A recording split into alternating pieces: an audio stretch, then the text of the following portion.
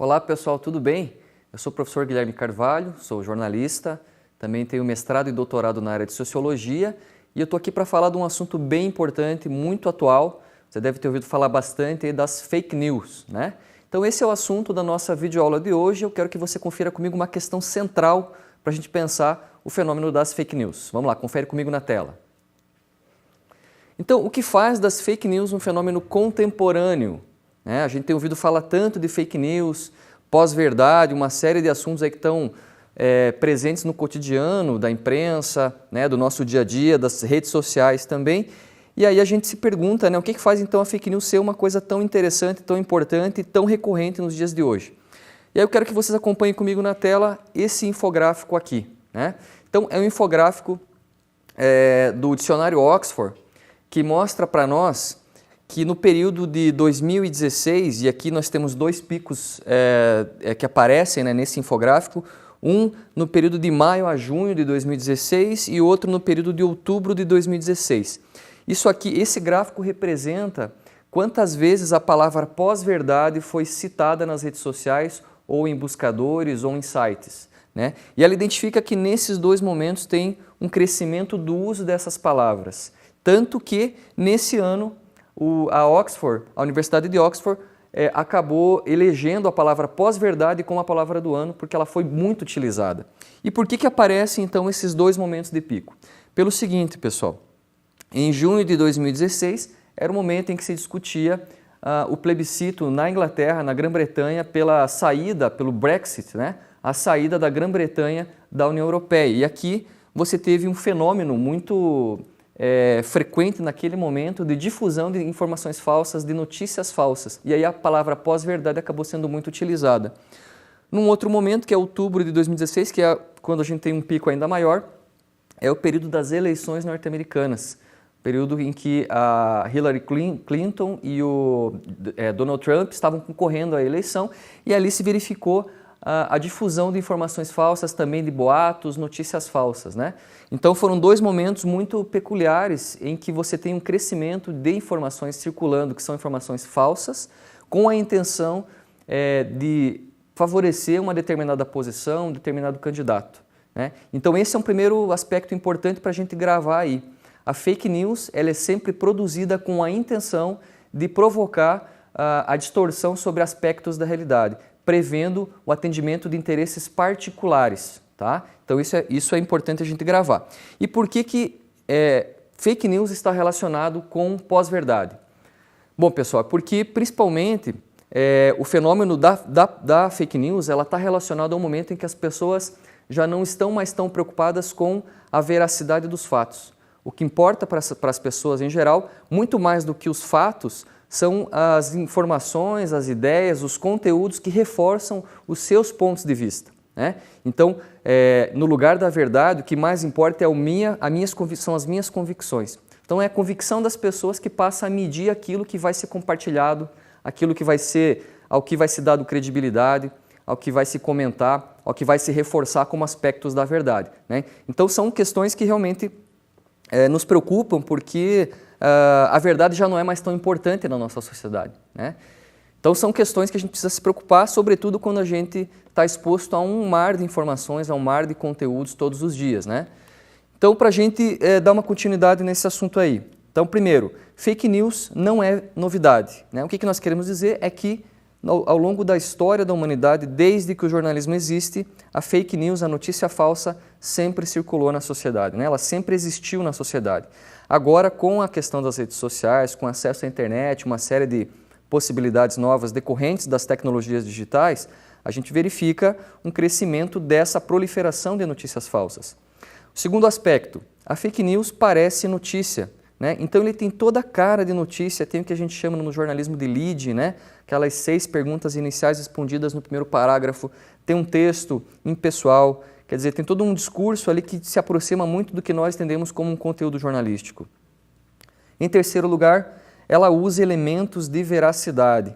Então, esse é um critério jornalístico, a gente sempre cita na notícia fatos, elementos, declarações que dão ao leitor, ao ouvinte, ao telespectador, a impressão, a noção de que aquilo realmente está falando a verdade, porque ela pode ser comprovada em alguma medida, né? Então são questões para a gente pensar. Em quarto lugar, é produzido com a intenção de distorcer a realidade. Então é uma produção deliberadamente falsa, com a intenção de distorcer aspectos da realidade para atender fins pessoais. E, como a gente falou, o último aspecto, portanto, é o atendimento desses interesses particulares. Aqui eu trouxe alguns exemplos para vocês.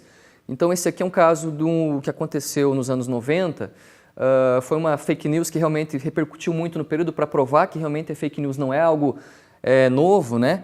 Mas nesse momento aqui a gente estava no período em que você tinha a guerra do Iraque, os Estados Unidos haviam invadido o Iraque porque o Iraque havia invadido o Kuwait, né?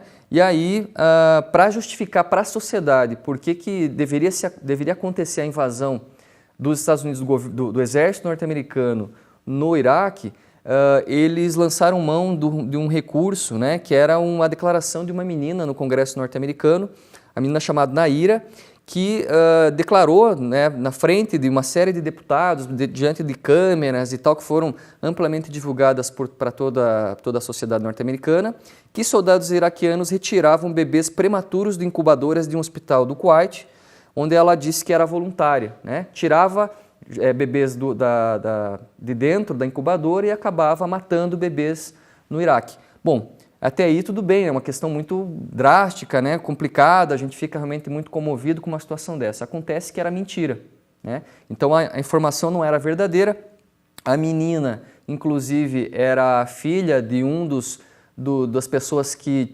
eram rivais de Saddam Hussein naquele momento e tal, e aí a informação disseminou e causou, no final das contas, uma vontade, né, da própria sociedade norte-americana em apoiar a invasão norte-americana ao Iraque, né? Então causou uma guerra, inclusive, né? Uma fake news que provoca uma guerra nesse caso aqui. Um outro caso importante, também recente, aconteceu aqui no Brasil, da dona de casa Fabiane Maria de Jesus, que foi linchada no Guarujá, que é a região ali do litoral de São Paulo, porque uma rede social lá do Guarujá, né, chamado Guarujá Urgente, havia divulgado para as redes sociais que havia uma bruxa no Guarujá que estava sequestrando crianças e matando crianças para fazer um ritual satânico. Bom, isso aí causou uma comoção, as pessoas ficaram realmente muito assustadas e divulgaram um retrato falado dessa pessoa. E o retrato falado era um pouco parecido com a Fabiane, né? E aí, em algum momento, ela estava lá fazendo uma compra e alguém falou, olha, é a bruxa do Guarujá, não sei o quê. Nesse momento, as pessoas cercaram ela, começaram a bater nela, dizendo que ela era a bruxa, lincharam e a pessoa, infelizmente, acabou morrendo, né? De uma forma extremamente brutal. Tem vídeos na internet, é uma coisa horrível, mas muito baseado na informação que tinha sido divulgada na rede social. Acontece que era tudo mentira. Não havia bruxa, não tinha nada disso, e aí o problema aconteceu e resultou na morte de uma pessoa, então uma notícia falsa que acaba resultando na morte de alguém. Realmente, para a gente ver como a fake news ela é perigosa, né? Bom, e aí a pergunta, né? O que a pós-verdade tem a ver com as redes sociais? Bom, pós-verdade, pessoal, como a gente falou aqui, é a maneira como as pessoas encaram a realidade nos dias de hoje. Quer dizer, muito mais importante do que o próprio fato, do que a verdade sobre o fato, é o quanto uma determinada opinião, uma determinada informação reforça os meus pontos de vista, as minhas emoções, os meus sentimentos sobre determinados aspectos da sociedade, né? Então isso é uma questão importante. Agora, por que a rede social reforça isso? Sobretudo porque a rede social é um espaço muito voltado para divulgação de questões pessoais, né? Quer dizer, o espaço público, o espaço privado na rede social está muito confuso ali. Não há muita distinção entre o ambiente privado, um ambiente particular e um ambiente público naquele momento, né? E as pessoas tendem a expressar os seus sentimentos, seus pontos de vista. Nesse momento, a gente tem a criação das chamadas bolhas de informação. O que são as bolhas? São grupos de pessoas que passam a receber conteúdos que são compartilhados por amigos, por colegas, pessoas que estão nas redes sociais e que, muitas vezes, filtrado por algoritmos do Facebook, acabam recebendo exclusivamente conteúdos que estão relacionados àquilo que eles já postaram, àquilo que eles tendem a curtir. Acontece que daí a gente passa a receber só conteúdos que vão reforçar os nossos pontos de vista ou aquelas informações, aquelas opiniões que estão muito próximas das nossas. E aí cria-se, no final das contas, uma bolha, porque você passa a não enxergar muitas vezes o que está para fora dessa bolha, né? Outras opiniões, outros pontos de vista, ou uma diversidade de informações. Então, a rede social acaba ajudando na disseminação da notícia falsa, na disseminação da fake news, né? Até porque as pessoas passam também a ter acesso a uma ferramenta que consegue divulgar conteúdos em massa.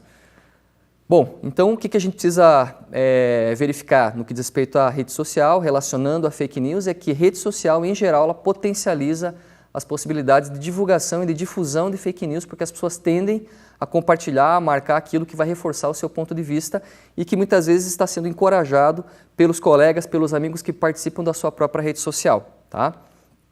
Bom, aqui uma pesquisa interessante para vocês notarem, né? Quem são as pessoas mais suscetíveis, então, a fake news? Em geral, pessoal, são os jovens de 18 a 24 anos. É esse grupo que vocês estão vendo aqui, a segunda coluna, né, que mostra que jovens com 18 a 24 anos são mais suscetíveis a fake news geralmente. E aí um grupo um pouco mais velho, né, que é o grupo dos 25 aos 34 anos, também são os grupos, né, o perfil de sociedade que mais acessa a rede social, que geralmente estão mais suscetíveis a fake news. Em geral, o pessoal mais jovem é quem realmente está mais suscetível, porque não tem muita experiência, não conhece, né, não tem acesso a tanta informação apurada, uma informação mais trabalhada, uma informação jornalística mais trabalhada, tá? Então tá aí a questão para a gente pensar também quem são os públicos mais suscetíveis a fake news. E aí uma declaração interessante do Noam Chomsky, que é um linguista norte-americano, que ele diz que um efeito do acesso à internet é levar muitas pessoas a câmaras de eco, onde elas são expostas principalmente a materiais que reforçam seus próprios pontos de vista e excluem outros. Então, se lembra que eu falei da bolha, né, de informações que é provocada pelas redes sociais? É disso que o nosso amigo aqui, o Noam Chomsky, está falando, né? Cada vez mais as pessoas tendem a ignorar informações dadas por outros meios ou informações oficiais para acreditar cada vez mais naquelas pessoas que estão mais próximas das suas redes sociais ou que participam, compartilham conteúdos que reforçam seus próprios pontos de vista, tá? Então é uma situação bastante perigosa. E aí, para a gente já encaminhando aí para o final, algumas ações contra a fake news que nós temos visto que estão sendo adotadas por empresas, organizações, por exemplo, o que tem sido feito por algumas redes sociais que já estão começando a bloquear conteúdos, filtrar conteúdos falsos, né? E, inclusive, retirando do ar alguns perfis. Iniciativas de fact-checking. O que são as iniciativas de fact-checking? São iniciativas jornalísticas voltadas para fazer apuração de fatos ou checagem de fatos, né? Para verificar se a informação que está sendo divulgada por um candidato, por um político, por um determinado veículo, se aquelas informações são verdadeiras ou são falsas. Já existe uma série de sites que estão trabalhando nesse sentido, né? Que já oferecem serviços exclusivos de fact-checking, tá? O Marco Civil da Internet é um outro espaço importante governamental que tem se atido também a punir, né, inclusive fazer, enfim, colocar questões que punam pessoas que estão divulgando notícias falsas e algumas leis positivas relacionadas sobretudo, eleições, né, que no Brasil uma das grandes preocupações sempre foi a questão das eleições também, porque em geral nesse momento a gente tem a proliferação também de fake news, como já acontece historicamente. Aqui alguns fatos, né, algumas notícias já publicadas sobre redes sociais que estão agindo e atuando contra a difusão de fake news. Está ali o YouTube, que tem investindo 25 milhões para combater fake news. Também o Facebook, que retirou do ar a rede ligada ao MBL antes das eleições, isso foi em maio de 2018, né? Vários perfis falsos ali que estavam circulando na rede social que foram abolidos pelo Facebook. O WhatsApp, que também está anunciando planos para tentar combater o fake news no Brasil, e ações em geral das próprias redes sociais para tentar evitar que esse tipo de conteúdo se prolifere. E para a gente finalizar, eu deixo aqui algumas dicas para você, para não cair em fake news, né?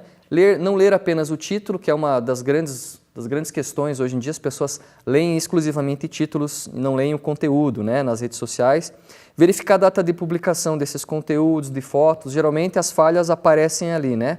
Repetição de conteúdos que são utilizados em determinados contextos, mas que foram a concorrer em outro momento, né? E isso descontextualiza e as pessoas acabam acreditando numa informação que está distorcida.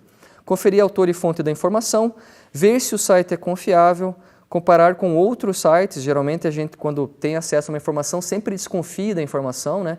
mas procure acessar um outro site, verifique outras fontes de informação para verificar se aquela informação é verdadeira. E para a gente finalizar, desconfiar sempre das relações causais simples, né? Às vezes os assuntos assim bombásticos, né, chamadas breaking news, podem ser falsas. É importante a gente correr atrás de uma outra informação antes de sair divulgando, compartilhando e curtindo qualquer conteúdo. Tá bem? Espero que você tenha gostado aqui do nosso conteúdo sobre fake news. Acompanhe sempre os noticiários. Vai atrás também de sites que trabalham com fake news para desvendar essas notícias falsas, também é sempre importante, né? E desconfie sempre de toda a informação antes de sair compartilhando, porque aí você também acaba evitando cair numa fake news, tá bom? A gente se vê numa próxima videoaula. Tchau, tchau.